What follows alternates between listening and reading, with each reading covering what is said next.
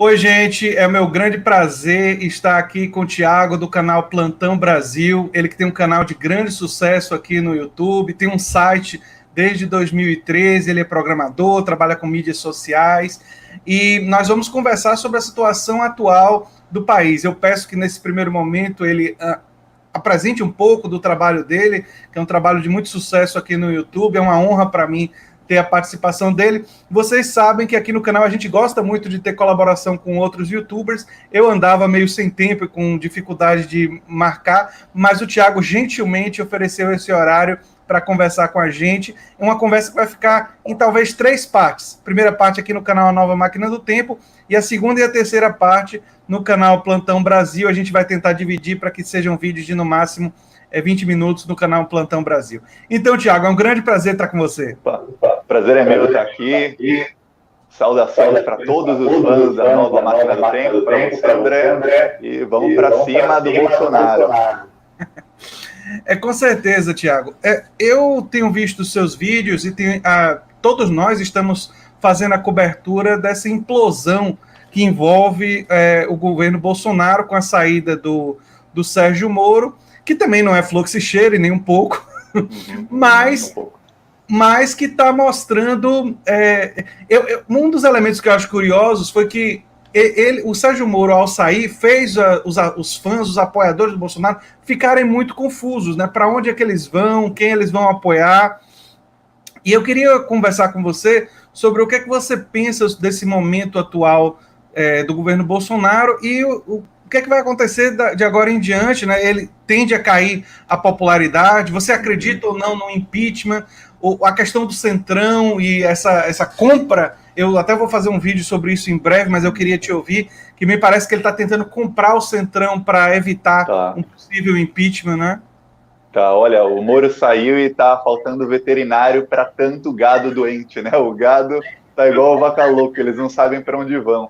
Mas as pesquisas indicam que o Bolsonaro perdeu 1/3 do apoio dele depois da saída do Moro. Então, ele tinha lá 30% de gado, e agora ele tem, em algumas pesquisas, 21%, em outras 20%, em outras 19%. Então, ele perdeu 1/3. De cada 3 gados, um saiu ali do curral, um debandou ali do barco dele.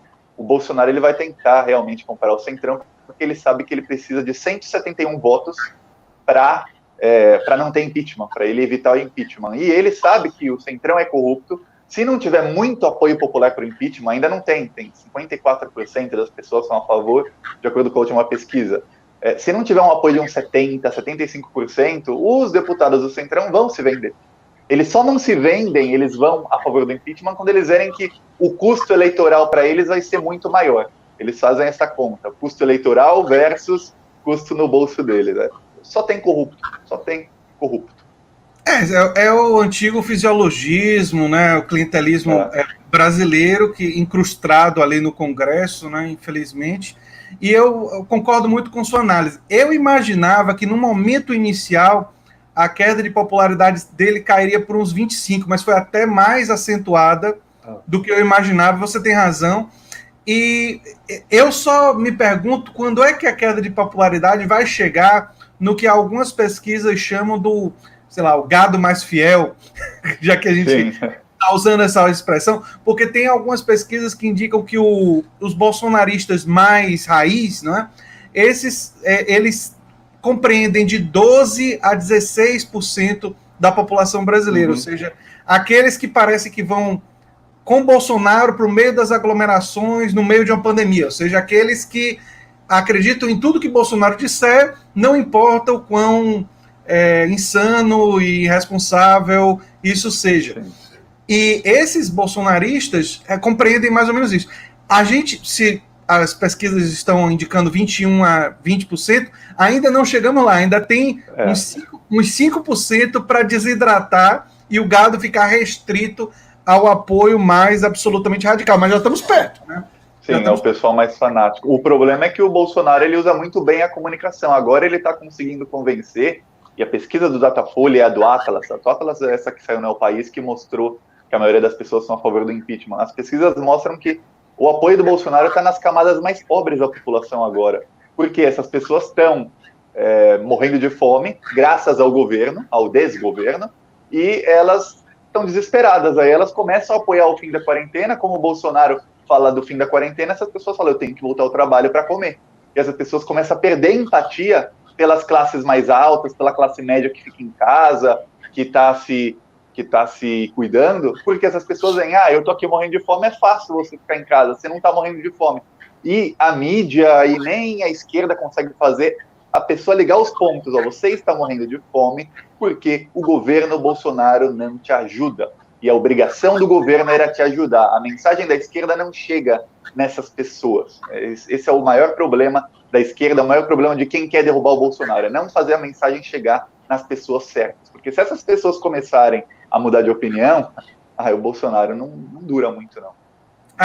Excelente fala sua, vai em linha com exatamente o que eu penso, e é até um bom segmento para uma conversa que a gente vai ter no seu canal, porque a gente vai, um dos blocos, a gente está pensando em conversar justamente o que é que a esquerda deve fazer nesse contexto.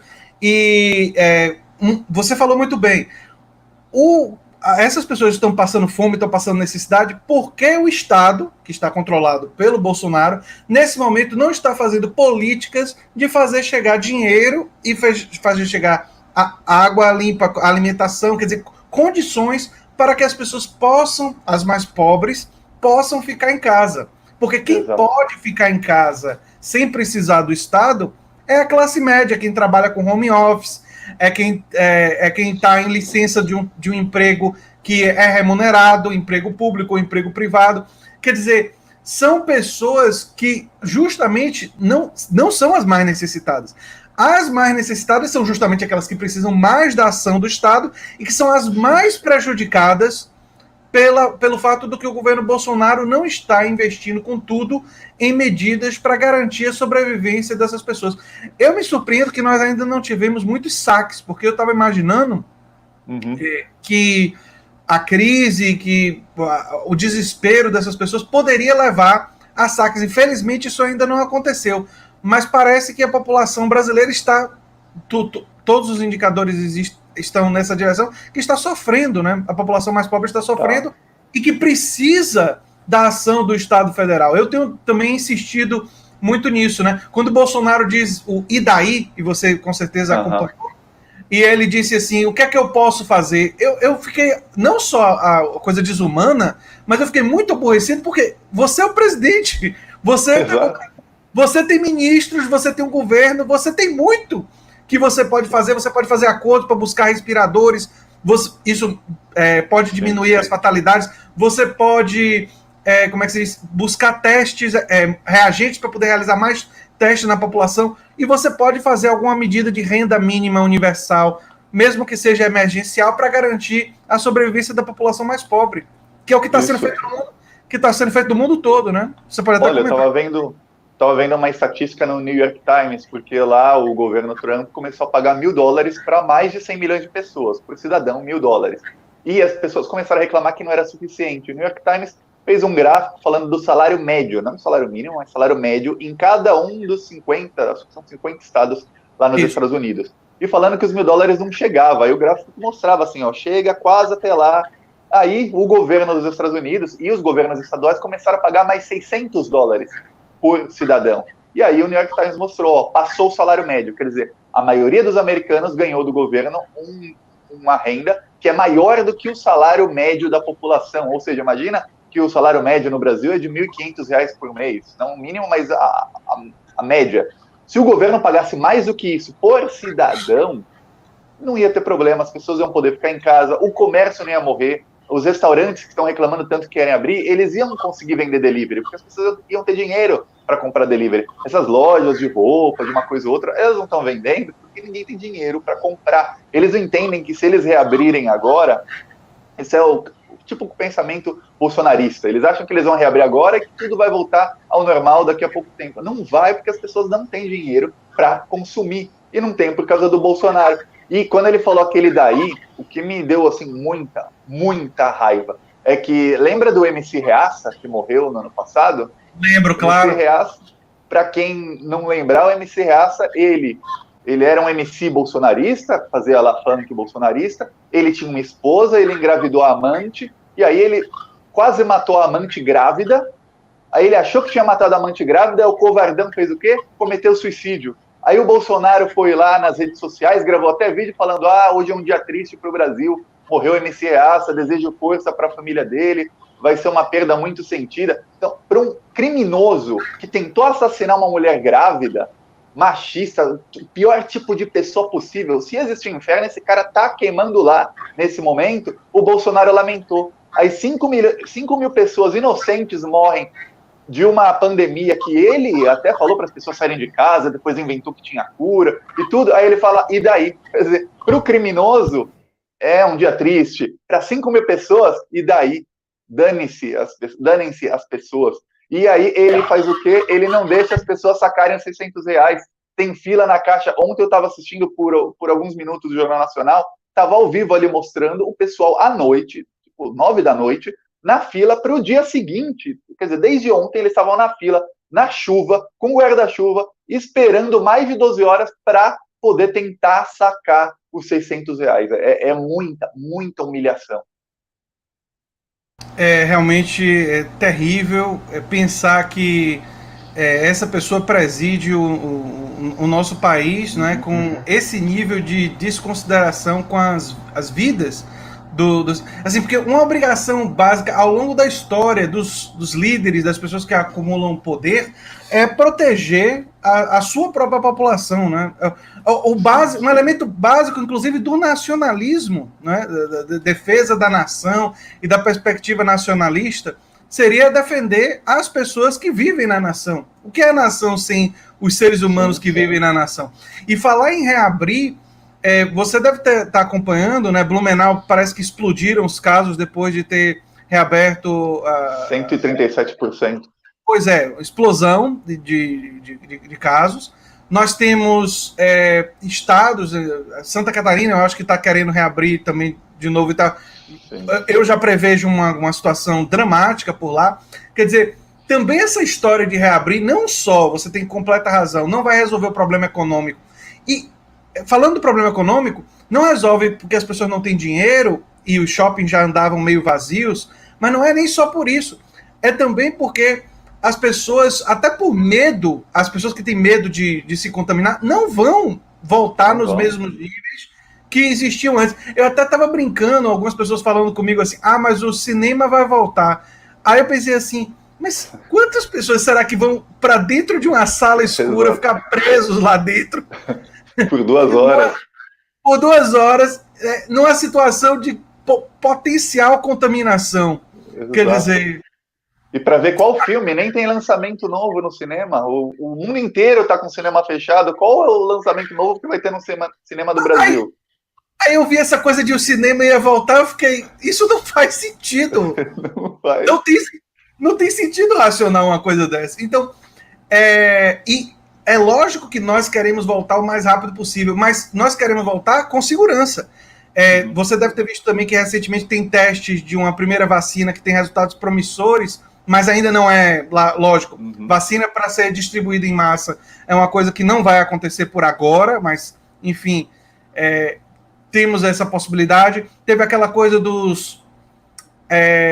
uma médica brasileira descobriu um medicamento que pode ajudar as pessoas a sobreviverem por mais tempo, então estão trabalhando com isso. Ou seja, quanto mais tempo, quanto mais você achatar a curva, impedir que pessoas se contaminem, vai dar tempo de tratamento, vai dar tempo de vacina, vai dar tempo disso chegar. E aí, quando nós tivermos tratamento, quando nós tivermos vacina, aí nós vamos poder imunizar a população, proteger a população e não colapsar o sistema de saúde. Porque eu acho que uma das coisas que eu tenho insistido muito, Thiago, eu queria que você comentasse, é que as pessoas parecem que não sabem que quando um sistema de saúde entra em colapso, as pessoas começam a morrer não só do vírus, mas de tudo. Porque você tem um problema de saúde que pode levar a óbito e não tem leito e não tem quem trate você, isso potencializa o óbito, não é? Claro, o cara que tem infarto vai continuar tendo infarto, quem tem câncer vai continuar morrendo de câncer, quem morria da gripe normal vai continuar morrendo da gripe normal, quem morria de qualquer outra coisa vai continuar morrendo,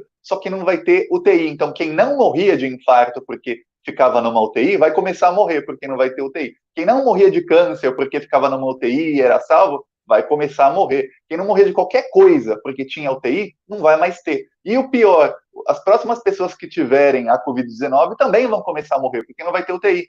E em São Paulo, eu estava vendo o gráfico, uma semana atrás, 70% dos leitos de UTI estavam cheios. Agora, já são 85%. E a pior parte disso, que é a parte, na minha opinião, a mais cruel, os leitos no SUS estão 95% cheios. Os leitos onde tem mais vaga é na rede privada. Ou seja, se você tem dinheiro, os bolsonaristas que estão contra o fim da quarentena, não, que estão a favor do fim da quarentena, eles têm dinheiro. Aí eles vão para um UTI de um hospital particular, com os seguros dele, caríssimo. Então, eles não estão nem aí para a população em geral. A população que se dane. Porque alguém que mora numa favela, fica doente, vai precisar de um respirador, vai morrer. Vai morrer. Mas alguém mais rico vai ter a possibilidade de ficar numa UTI, de tentar se tratar pelo menos. Então, a crueldade deles é uma coisa sem limites. E eu vou dar um exemplo. Ah, não tem o que fazer, Thiago? Tem sim. O governo espanhol, a primeira coisa que fez quando decretaram o lockdown foi reestatizar todos os hospitais privados. Ou seja, tem um hospital particular, Albert Einstein, Sírio-Libanês, qualquer hospital. De agora em diante, esse hospital pertence ao SUS, porque estamos numa pandemia. Então, todos os leitos serão para todas as pessoas. Ah, mas esse cara é mais rico. Dane-se. É uma pandemia, é situação de calamidade pública. Não adianta, você tem mais dinheiro, você vive, você tem menos dinheiro, você morre. Não pode ser assim. Não pode. E aí é uma denúncia clara do setor privado na área de saúde, né? A gente fica absolutamente evidente como tratar a saúde como mercadoria é uma coisa criminosa. É uma coisa... É uma coisa monstruosa. Eu não sei se você sabe, Thiago, mas eu fiz doutorado em saúde pública e eu tenho camisa do SUS, campanha e tudo mais. E uma das coisas que mais me incomoda nessa história é que você caminha para uma situação de que a população fica estratificada e pode, como você disse, morrer sabendo que tinham leitos disponíveis, né? Você tinha a possibilidade de ser tratado, mas por uma questão de classes sociais, isso não acontece. Exato. Isso mostra, inclusive, que todas as tragédias, todas as circunstâncias elas envolvem a questão de classe. A questão de classe às vezes as pessoas dizem assim, mas o vírus não vê classe social, mas a forma que você lida com quem é tratado e quem não é uma questão de classe. Questões ambientais é uma questão de classe. Alimentação é uma questão de classe. Então, a classe social em que você está numa sociedade muito hierarquizada, quem tem mais dinheiro tem não só mais poder de acesso a tudo isso, mas tem mais poder em todos os níveis da sociedade. Quanto mais dinheiro você tem, mais poder você tem. E uma das coisas que eu acho que a esquerda precisa acordar e ter clareza nessa luta é dizer isso, comunicar isso para a população, fazer a população perceber que defender por um SUS mais forte, defender mais financiamento para a área de saúde, uma estatização progressiva da saúde, que era a proposta original da reforma sanitária brasileira, que ainda existe, embora enfraquecida, não é? Sim. É uma proposta fundamental para proteger toda a nossa população, porque quando você tem um sistema de saúde universal mais amplo e forte, você protege, sim, mais os mais pobres, mas você acaba protegendo todos a partir do momento que você impede, por exemplo, a transmissão de um vírus. Quer dizer, quando você contribui nessa direção de proteger a população, você acaba protegendo a todos, né? É uma coisa que eu estou me lembrando de um trabalho que eu fiz na época da graduação, que eu analisei a febre amarela e a tuberculose, e mostrava o preconceito tanto de classe quanto de raça. A tuberculose estava matando os negros e os pobres, predominantemente no início do século XX, não é? E a febre amarela começa a matar os ricos, todos, né? Mas afeta os ricos também. E aí a febre amarela recebe toda a prioridade, todo o investimento, tudo. No mesmo período que a febre amarela estava recebendo todo o investimento, toda a prioridade, a ajuda da Fundação Rockefeller, os americanos aqui no Brasil tentando ajudar, porque tinha tropas e tinha bases americanas aqui no Brasil. No mesmo período, a tuberculose estava graçando a população pobre, atingindo a população pobre, e a Sociedade de Cirurgia de São Paulo quer dizer, uma instituição nobre, estava simplesmente ignorando, não falava nada sobre isso. Esse é o exemplo. Aconteceu isso alguns anos atrás com o Ebola.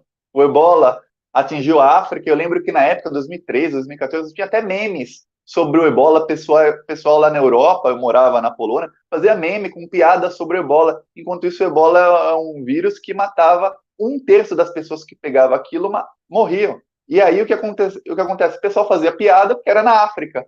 E os estudos, a vacina para o Ebola demorou 5 anos. 5 anos. Agora, a Covid-19, não, começou na Europa, começou na Ásia, mas foi rapidamente para a Europa e depois nos Estados Unidos. Então, a vacina pode sair em menos de um ano, a vacina mais rápida da história. Aí, né, pegou os países ricos. Então, até nisso, até hoje, isso acontece. Com certeza, né? Eu imagino que como o Covid virou uma pandemia mundial, eu acho que antes do final desse ano é provável que a gente já tenha uma vacina já se preparando para distribuição em massa. E isso vai acontecer por quê? Porque afetou os centros do poder do capitalismo mundial, e afetando os centros do poder do capitalismo mundial, investimento veio, os principais laboratórios começaram a trabalhar, e o povo está trabalhando o tempo todo com foco em uma coisa só. A vacina vai sair antes do que... Uma vacina leva 1 ano e meio, normalmente, desde no mínimo, né? No mínimo. Desde a detecção até a distribuição em massa, né? Esse percurso é normalmente de 1 ano e meio. Quando se existe muito investimento, ou seja, no mínimo 1 ano e meio. Nesse caso, pandemia mundial, gente morrendo em todo o planeta Terra, e incluindo os centros do poder, provavelmente vai sair antes do final do ano, né? É um alerta para mostrar como a Declaração Universal do Direito do Homem, dos seres humanos, aconteceu lá em 1948, mas até hoje a gente está devendo muito a esses direitos universais, aos direitos sociais, a esses valores que foram implementados nos países ricos, né? Só lá. E foram implementados à custa de explorar os países pobres, assim, direitos humanos, direitos fundamentais para nós. Mas, para manter esses direitos nos países ricos, eles precisam explorar os países pobres, porque se não tiver gente muito, muito pobre, o país rico não consegue ser muito rico. Se não tiver escravo lá em Bangladesh para produzir produtos, para produzir roupa bem baratinha, os europeus não vão querer pagar mais caro numa peça de roupa, num tênis, em nada não. Você pega qualquer tênis, roupa de marca lá na Europa, você vai ver made in Bangladesh, made in Índia, em algum país bem pobre da África ou da Ásia, em que está sendo bem explorado com trabalho semi-escravo ou escravo mesmo. Eu lembro até que teve uma fábrica de uma marca de calçados, uma marca esportiva muito famosa, que eu não vou falar aqui para não processar a gente, que em Bangladesh resolveram fazer uma greve, porque eles ganhavam $1 por dia, e eles queriam ganhar $1,12 por dia. E aí, o que aconteceu?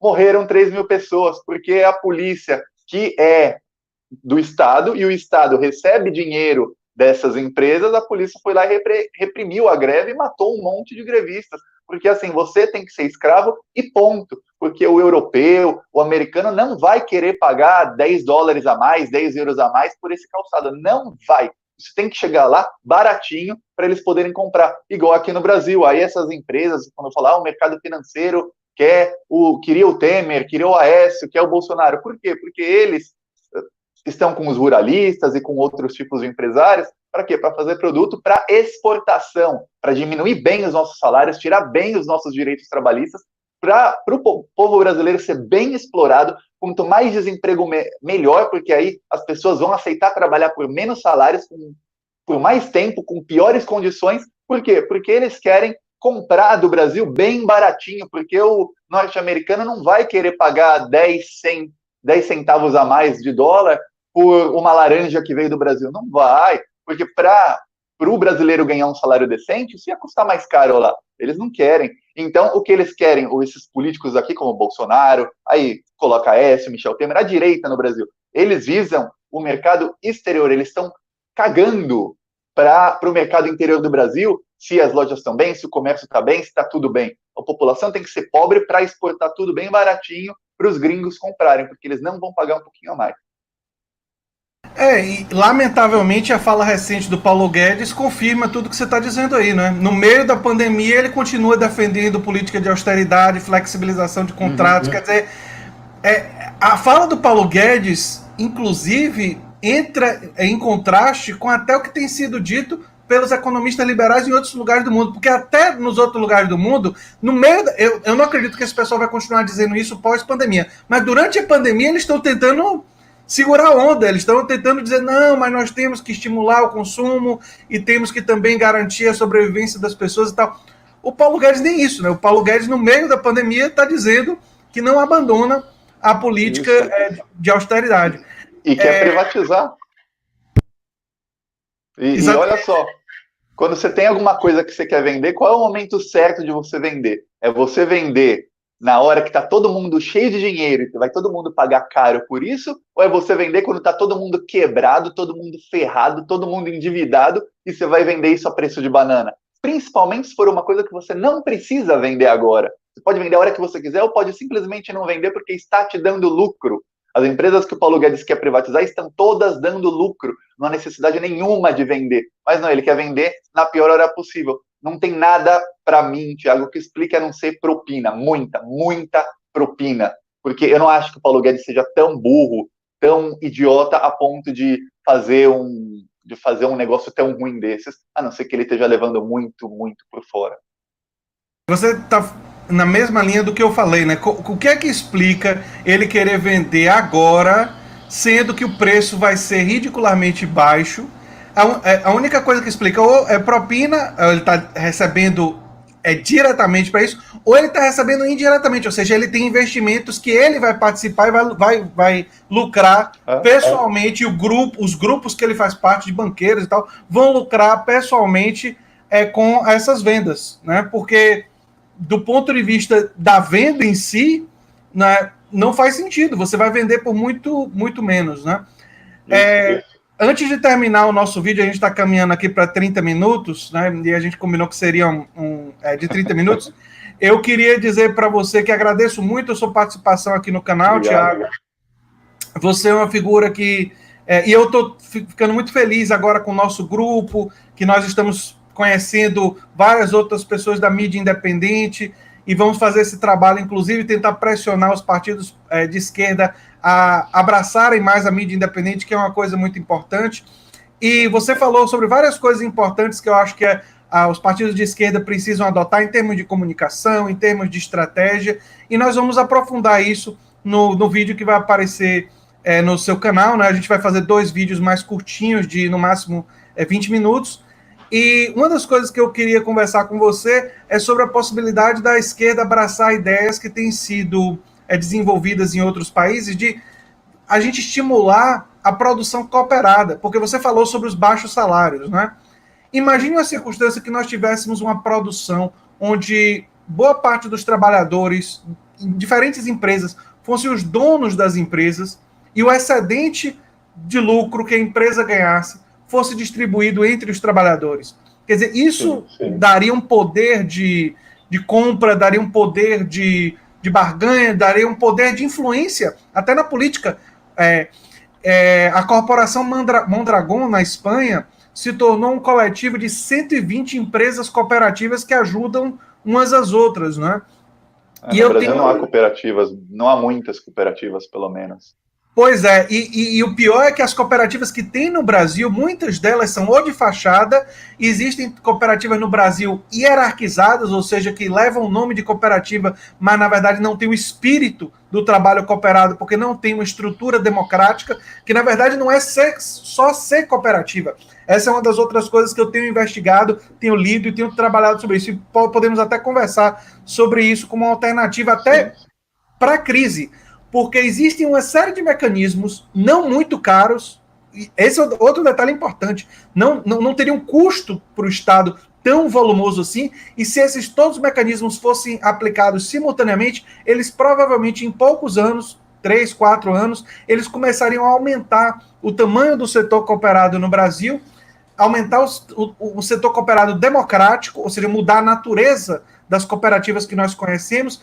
E se isso fosse feito, eu tenho poucas dúvidas que um trabalhador que trabalhasse num negócio que ele é um dos donos, ou ele trabalhasse num negócio que ele é submetido às condições subhumanas que muitas vezes eles são submetidos no Brasil, e ele pudesse comparar, muitos desses trabalhadores iriam fazer de tudo para se unir e para lutar para ter mais oportunidades de trabalho cooperado no Brasil. Isso forçaria, inclusive, os trabalhos tradicional a remunerar melhor, até para competir pelos trabalhadores. Né? Que é o contrário do que está sendo feito no Brasil hoje, que é o que? É o enfraquecimento de todos os sindicatos, de qualquer tipo de cooperação entre trabalhadores, e de tudo isso. Inclusive o filme que ganhou o Oscar de melhor documentário, que ganhou do Democracia em Vertigem, fala disso, sobre como os sindicatos, como o capitalismo faz de tudo para acabar com a união dos trabalhadores. E lá se chama union, em inglês, que é união, é o nome que eles dão aos sindicatos. Então, eles querem acabar com qualquer tipo de união entre trabalhadores, de cooperação entre trabalhadores, porque quanto mais separados, mais fácil de explorar. Tá até no livro A Arte da Guerra, você dividir para conquistar. Então, eles dividem os trabalhadores, e aí em grupos menores ou individualmente, é muito mais fácil de explorar cada um. É assim que eles fazem. Agora logo antes de te dar a chance de se despedir, eu quero dizer que você deve saber que nos Estados Unidos eles destruíram os unions, né, os sindicatos dos pilotos de avião.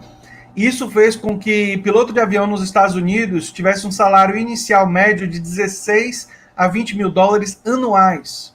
Piloto de avião. Muito, muito pouco. E isso fez com que teve o caso célebre daquele piloto que botou o avião no Hudson, né? Ele pousou o avião no rio Hudson, e depois disso que ele ficou famoso e tal, ele foi para o Congresso e ele disse exatamente isso, que os sindicatos foram destruídos e que o salário dos pilotos ele é tão baixo, que a profissão é tão ruim para os pilotos, que ele não quer que nenhum filho dele, que nenhuma pessoa que ele conheça siga essa carreira, né? É uma denúncia realmente terrível. Mas eu vou te dar a oportunidade agora de se despedir e a gente continua a nossa conversa no seu canal. Tá legal. Muito obrigado, André, pela oportunidade de falar aqui na Nova Máquina do Tempo. Um abraço para todo mundo. Continuem acompanhando aqui. E quem não curtiu o vídeo, curte agora. E deixe um comentário sobre o que achou do vídeo.